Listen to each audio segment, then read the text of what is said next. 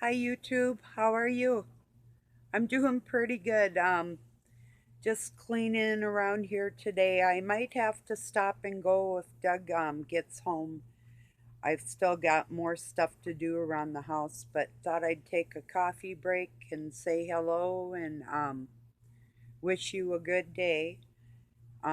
He went into town to get supplies, well, whatever we can find, I guess, because people are going crazy. But we didn't really pre stock up on a whole lot of stuff. I mean, we got like beans and rice and some canned goods like we usually do living out in the country anyway. But, um, you know, stuff like Q tips and more lighters. And I asked him to get some matches, just, stick matches. So I can put them in a plastic bag and keep them around for later. So, um, that just things that we might need coming up here in the future. So because we have all kinds of wood to burn, and if things went down in our society, a lot of people would head south because of the cold weather and whatnot. But as long as you can survive in the wherever you do live, that's makes a big difference. So excuse me one moment. Oh, I have my phone plugged in so I don't shut off, and I cleaned it all up so I don't get cut off on you. So um, I know things are a little scary for people. It's just, and little people, the things that they've heard at school and that type of thing, I'm sure they're a little nervous, but like I suggested, and I'm sure, my kids are pretty wise on how to take care of themselves in a stressful situation, and their children, but keeping kids busy or even keeping ourselves busy and our minds busy, just not letting things really get to you or get you down, and being that I've lived most of my life under stress and smiled and laughed every day, that is a really really big issue. I couldn't stress that enough. Excuse me, I had an itchy nose, probably allergies. you know um oh, I don't know, I'm just kind of saying hello. I don't know that I have a specific topic except for what's forethought on my mind, which I will tell you in a minute here. Ooh, I started shaking just thinking about it. Pissed me off. Because I mean, I deal with the word games on a daily basis with the Satanistic side of people, um, and I do deal with it well. But I saw somebody else going through it, and she was very graceful, gave the person a benefit of the doubt. Well, my insight and instincts are such where I don't give them the benefit of a doubt. If they say something that's shady, dude, you just said something shady. So I posted it on my Facebook and asked her to forgive my forwardness because I think it's like an in law of hers or something, or maybe an outlaw. But lifting the veil and exposing these people, even the tiniest bit of hurt that they do towards another human being with their word games and that type of stuff, that's a big no no in my life. I will not tolerate it. And to watch a friend go through it, it's not going to happen. You know, if I lose that friend over that situation, then she wasn't a friend anyway. And I don't believe that's the case. But went through something else on my Facebook too. Um, a friend that struggles with the issue between right and wrong and good or bad or God and what's just or unjust thinks that, and has thought all along, that killing the ruling elite or those that are in charge is the parasites, as is the only way that society's ever going to be cleansed. But yet he says he's a Christian all along. And I always kept to boost his faith and said, we have jails for those types of things and whatnot. But today he said he threw his Bible out. And it was about, oh, maybe 35 years ago. I was in Phoenix, Arizona, a suburb of Phoenix. And I went out to empty my trash in the dumpster. And here was somebody's family Bible out there, a King James. And they had torn the front cover off it and threw it in the dumpster.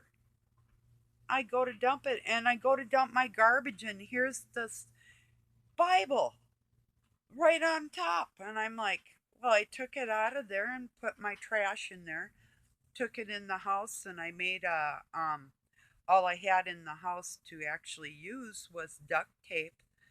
So I had a Holy Bible encased in duct tape, and I ended up giving it to somebody actually to use, because I had another one, but I had my Bible stolen from me. My When I got confirmed, my pastor gave me a King James Bible that was bound in white leather with a gold zipper around it, and all of the words of Jesus Christ were done in red. It was just so beautiful. Oh, I miss it. And gold letters on the front, like a lot of them have anyway. But you know, that was kind of a bummer. But anyway, so for him to throw his Bible out, I just, reposted what he had said and showed everybody and said, if this is the way you feel, you never had any faith to begin with. You know, he said that many times he had cried his butt off. He used different words to God and never saw any, like got any solace or anything. My response to just the way he feels is, being that he was a farmer, how about all the times that the rains came and his crops grew, and the good, truthful, honest friends that he does have, and the real smiles that his friends give him, and the honesty in the world. Oh, yes, there's justice out there. Might be small and in a small way, but it can't be ignored. You can't just say the whole world's evil and give up your faith on God, because who made you then? And the other day I told him, well, then just go over to the dark side, then give up, you know, if that's the way you feel. Because I said, well, stop your whining. I said, everybody's in pain, you know, seriously. And everybody is. Even the bad ones, in fact, you can see their faces. They can act like it isn't bothering them, but they know what's coming in the end. They're playing their game now, and when they're done, it's going to be like booyah, you know, time's up. Now it's our turn. Only thing is not having an evil nature won't put us in a position to want to do anything bad towards anybody. Only to help pick them up and straighten them up, like a kid with a crooked shirt, you know, straighten them up and help them fly right. So, yeah. Oh, my orange bread was so good. Yum. I actually made two of them, put one in the freezer for another day, so, or days, because they last. There's still some left from the first one, but yeah. So, a little bit, especially if it's like goes against my allergies, which the raisins and the oranges and the walnuts in it, all of them I'm not really supposed to have, but I can tolerate it after I've ate something like a nice meal, vegetables or whatever, and meat and or whatever to go along with that. And then it doesn't affect me as bad. But if I were to drink orange juice or just eat an orange, I might end up with like bumps on my skin from eating the orange, and I would have breathing problems. And if I drank orange juice, I might actually have a heart attack from the amount of sugar just going through my system. And the citric acid I'm allergic to. So it's like, yeah. And the nuts, they kind of cause me breathing problems and bowel irritation, the same with peas or beans, that type of thing.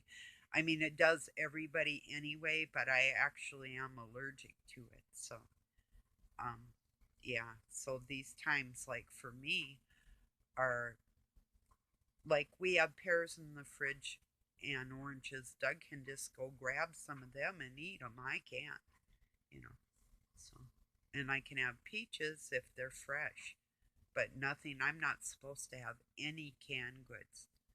And nobody really should anyway, because those heavy metals do leach into the food, you know.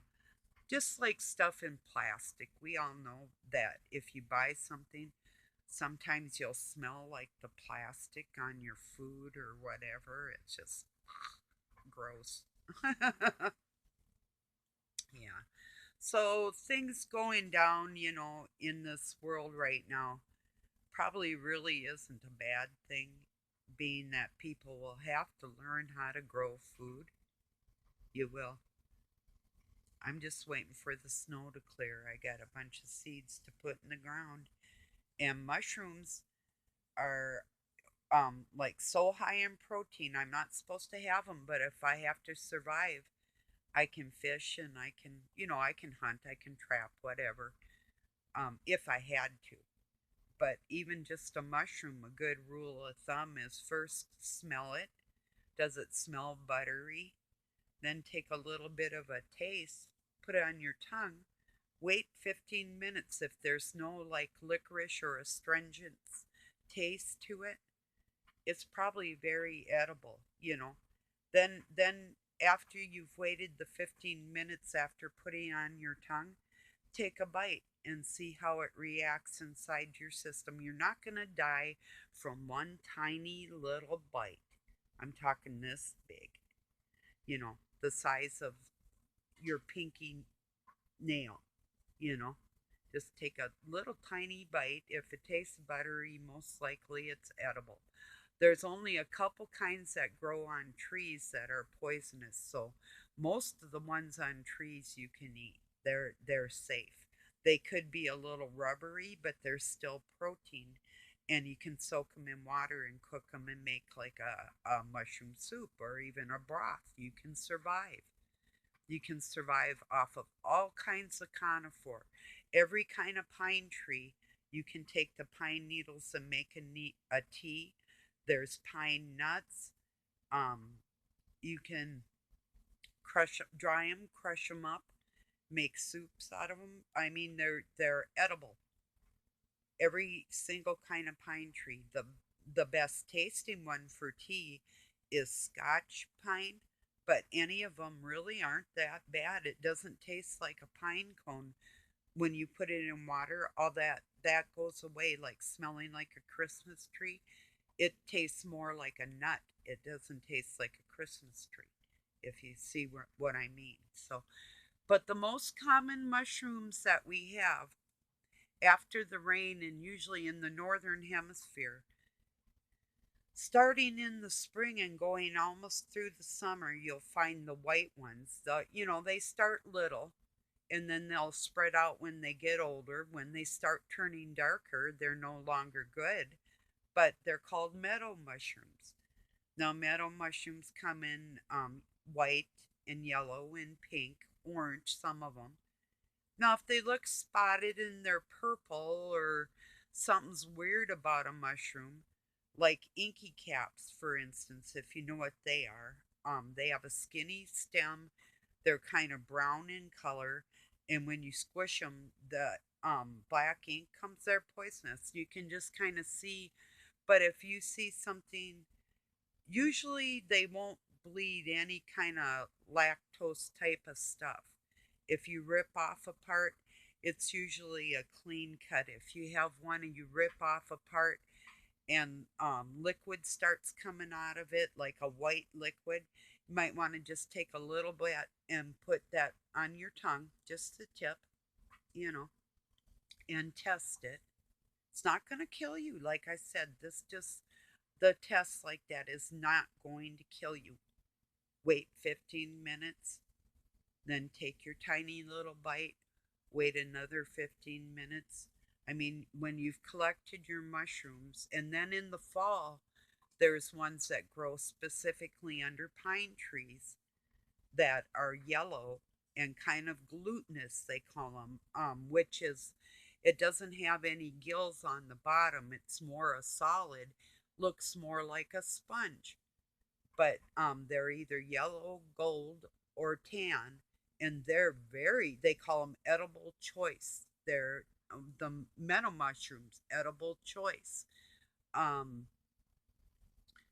there's toadstools, the giant ones that get really big, edible choice. Like I say, just take a tiny little piece and test it. So my kids grew up mushroom hunting, and I have well, it's Doug's, but it's a Northern American mushroom enthusiast field guide. And you can go online and look for your area, look into mushroom hunting. It's the best thing you could do right now in these times, especially if there's little bit of rain, but you could go into the woods and collect mushrooms or along a creek bottom. Learn how to find asparagus on a creek bottom, by a river. Learn how to identify some of your local plants that are edible. Like even a raspberry leaf, if there's not a raspberry, you still have vitamin C through the leaves, or a wild strawberry. Same with the pine tree. That's like 200 times more powerful vitamin C than an orange. So is a strawberry leaf or a raspberry leaf. You can dry them, make teas. You can put them in salad. The same with every part of a dandelion is edible. But what you want to do, especially in the springtime, is take your dandelion greens before the flowers get on there and cut them off. Boil them in water 3 times until the water is no longer green, and then the bitterness comes out of that, and you can either put a little vinegar or butter on it or eat them just the way they are. You can put them in a salad. You don't want to put too many, but there's stuff like wild lettuces, wild onions, wild garlic. I mean, if you really learn what's around you, and just type in, Google it, or speak into your phone. Um, say, like some of my friends in Pennsylvania, just say wild edibles, Pennsylvania. There's uh, it sounds like, well, praline, I think it's called, not or parslane is what it's called. It's a little tiny heart shaped green thing.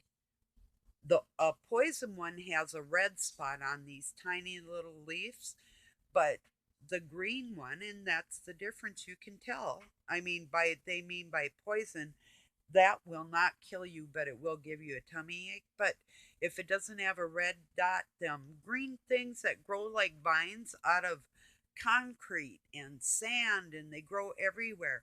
Cut them off. They taste like cucumbers. They're so high in vitamins. I mean, you could go out, literally go for a walk, and cut enough food to make a dynamite salad. Then if you have mushrooms to throw in it, you know, you've got a meal. You can make a stew, different things. So I mean, really look into what is around you in your area coming up in these times, I believe, might be an important thing to do for you because unless you're into going to wherever they're going to have free food, soup lines, FEMA camps, Walmarts, whatever. I mean, if the electric grid goes down, like a lot of us suspect that they are, and let's just call this Honor Your Local Crazy Person Day. I passed around a post because I've been at this literally for a long time, telling people this is their agenda, this is what they're doing. And a lot of us have, but I will stand in the front line and say, hey, I told these Masons in 1995, I told them, you start getting the word out what this agenda crap is for people because if you don't, they're going to get up in arms. They'll be coming after you and dragging your butts right out of your freaking lodges and your establishments that you own in every single city, you know. So you better get on the ball and start telling people the truth because if you don't, I can guarantee you that people like me aren't just going to sit by and say, you can do anything you want to me and I'm not going to do something back to you because it doesn't work like that in this world. You know, it's like me, for instance. If they said, well, you have to leave your home and come into this camp or whatever, I'd be like, hey, I don't even leave my property before this so called martial law quarantine baloney that they're pushing on us now. You can barely even get me to go anywhere, and everybody knows that. So, on that note, if anything were to happen to me, that would be about the most bullshitty thing on the planet right there. Me in particular, because I am such well, not recluse. Well, yeah, it's kind of not even an ogre, but not even a loner, but just kind of a secluded, you know, keeping myself away from undesirables, to keep my mind and psyche healthy. Being online lately does put me in a position where a lot of times I don't want to be, and I'll say a lot of things I don't want to say. But then after I said it, would I take it back?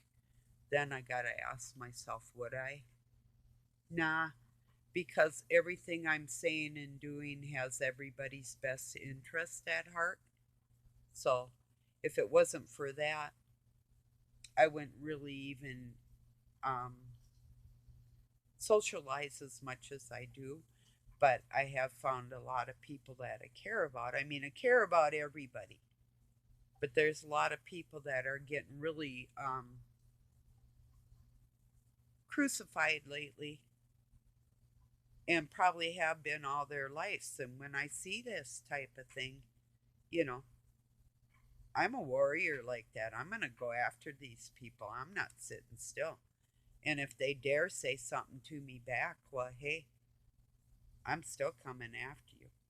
There's people that think they're higher up in this world that you can do something to me. You can't do nothing to me. There's nothing I fear in this world. I mean, no, don't get me wrong. If they were to take me and try and chop my head off, I'm going to fight. They'd probably have to kill me. That type of thing. I'm not going to just sit still and let some people come in and try and run all over my life and not fight back. Yeah, I'll hurt somebody.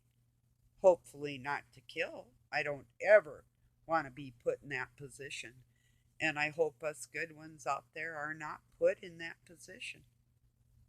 But I'm not going to sit there and let them do something to me or somebody I care about. Just the way I am, you know. Now, there's times, and this is true. I've gotten, like, say, for instance, this right here, this scar, that's from a fist. And it just about broke my whole eye out of my face. And I said, is that all you got? You know, that type of feeling. But then after a while, I got like, well, you know what? I'm kind of getting sick of being beat on here. I'm going to fight back. And I did. Boy, they don't like that when you fight back, you know. But you can only have so many broken bones in your life from other people till you finally say to yourself, you know what? Next time somebody goes to try and treat me like that, I'm going to do something about it. And when you have something done to you, you know how to do it to other people, which is the sad thing. Which reminds me of a post that I passed around. You know, if a child is taught like anger, they'll learn anger. If they're taught like peacefulness or and or confidence or whatever, them type of things, you know, children do learn what they're shown. And for me, it took me to get out on my own to learn my true nature, to literally distance myself from people that would take my peace of mind and try and make me into somebody that I'm not. You know, funny. The light changed when I said that. It changed back a little bit ago, but but yeah. So if you see what I'm saying, so I had to actually literally distance myself from people I really loved and cared about, but couldn't be around because of the way that they spoke and acted, and you know, it really, if you are so distant in the way, well, it's like I was telling a lady that's kind of flirtatious. I've never been like that. And furthermore, I don't approve of it and I don't want it around me. I don't want to see anything like that in my life, like a poster or a meme that would display that towards somebody else or for other people. I don't want to see that crap, you know? So that's just the way I am. I feel like I'm a very good leader in that area. I always have been since I was a little kid, and I'm certainly not going to change now for anybody. And the old let them be evil still, sure. Doesn't mean I'm not going to say something about it if it's pushed in my face. You know, sure, be evil all you want. Don't tread on me. I'm not going to tread on nobody. If somebody actually claims that they're my friend and they would do something that they know would hurt me like that, then they're not my friend. So if I say something, I mean, I'm defending myself, you know, and I won't quit, you know. And furthermore, when God gets a hold of your stupid ass, you're going to be shameful if you're not already, which I'm sure a lot of people are, but they got to laugh it off like it's fun and games. Well, good for you, you know, have fun. It's like this woman that was hurting another friend of mine today, pretending like she didn't know what she was really saying, or, you know, okay, this friend was a Christian and there was a post saying what Christ would do and what Satan would do. And I've only known this woman, this good woman, for a short time, but it was a so called relative or something of this woman asked, well, like, where do you stand? And I'm like, knowing full well this woman didn't even have to ask that question. And she tried to act like she was speaking in generalities towards everybody. Well, then repost it and put on the top, where do you stand? Don't ask my friend that I know has God in her heart where she stands. You see, it's like, no. And my insight and instinct is spot on with that stuff. And I recognize the game, you know, just like the word amen. And I've proven it to people, but they persist. Well, the day's going to come when you find out that end of man, pushing that and thinking it's funny knowing it hurts me. And it does. You know, if you want to use it and you don't know what you're doing, but I know you get that tinge in your heart that's telling you something's not quite right. It's not an affirmation and you're not a minister. You know, you're not performing a marriage and you're not performing a funeral. You are not speaking prophecy when you pass around your little amen memes. You know, you're passing bullshit. So there will be an amen to that bullshit. The veil of your bullshit and your bullshit words and your bullshit word games will end. Those little digs, those little bits of pieces that you try and hurt people with, yeah, you'll be exposed, you know. And it is sad. It really is. There's times it's like, well, what could I say or do to try and wake this person up? Well, keep sleeping, baby. Let me tuck you in, you know. Seriously.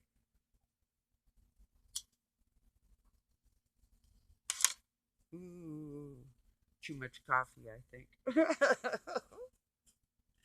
Anyway, so that's what's on my mind today. That's what's going on. It's kind of a little cloudy and a little gloomy today, which is okay. Um,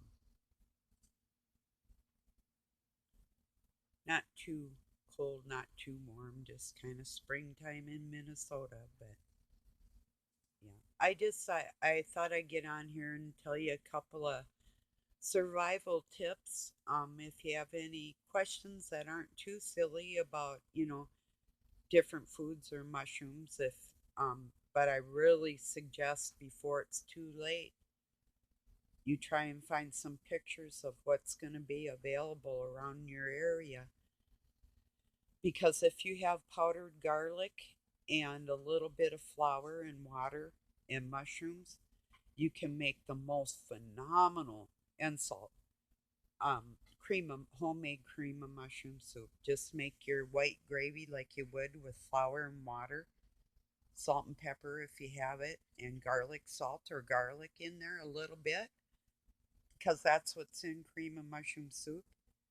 And dice up your mushroom, throw it in there, and OMG, yum. I used to make a great big pot of just homemade cream of mushroom soup. And if you love it, can you imagine? You could put noodles or rice in there, or, really, really yummy. You can just take mushrooms and put them in water. Of course, you can just fry them and you can eat them raw. So that would be my suggestion of the best survival food for people right now. Identifying at least one, like I say, the ones like when people cut their grass, next day when the dew's on the ground before the sun hits them and they start really getting dried up or anything. And of course, if you see a worm crawling out of them, um, they have a tendency to start in the stem first. Sometimes you can cut that off and soak them in water if there are any. You can still survive on them. They'll float to the top. You can still eat them. Serious, I'm talking survival, not don't eat the bugs. The bugs will come out. You do want to wash your mushrooms before you eat them anyway. But there's usually not any bugs in there at all. You can see that. It's just like when you buy them at the store. But when somebody cuts their grass, you usually find them in a meadow, in an open area, or you can find them in the woods. There's different mosses you can eat. By streams, there's watercress. There's wild mints that you can spearmint, you know. Um, so many things that you can literally forage for and live if you have to live. So, um, let me know if you did that. Google your area and see what type of mushroom there is. Take a good look at it. Put it in your mind, and don't be afraid to take a little tiny bite of something, because the tiny bite is not going to kill you.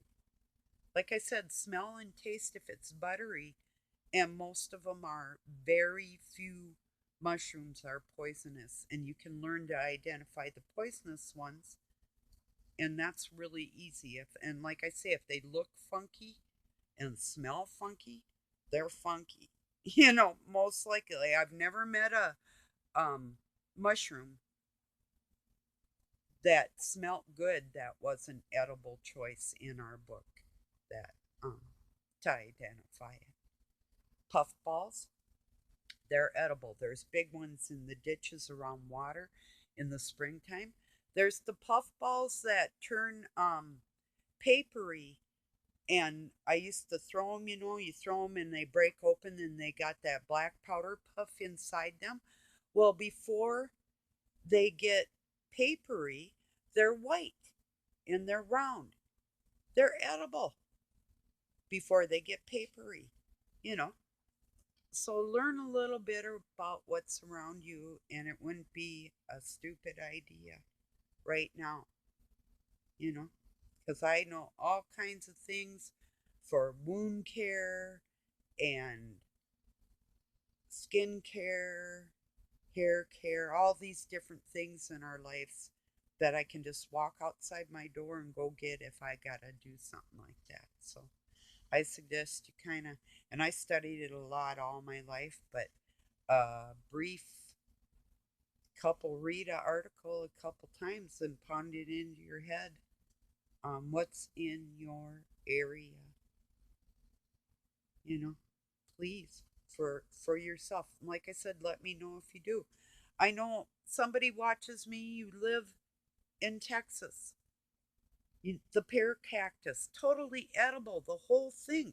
Scrape the tines off, slice it up. You can put it in salad. You can boil it. You can eat it raw. You know that. I mean, what's in your area that you can do? I mean, if you got to walk out in the desert to find some food and you don't have any and you're living in a town, well, then that would be the smartest thing to do, wouldn't it?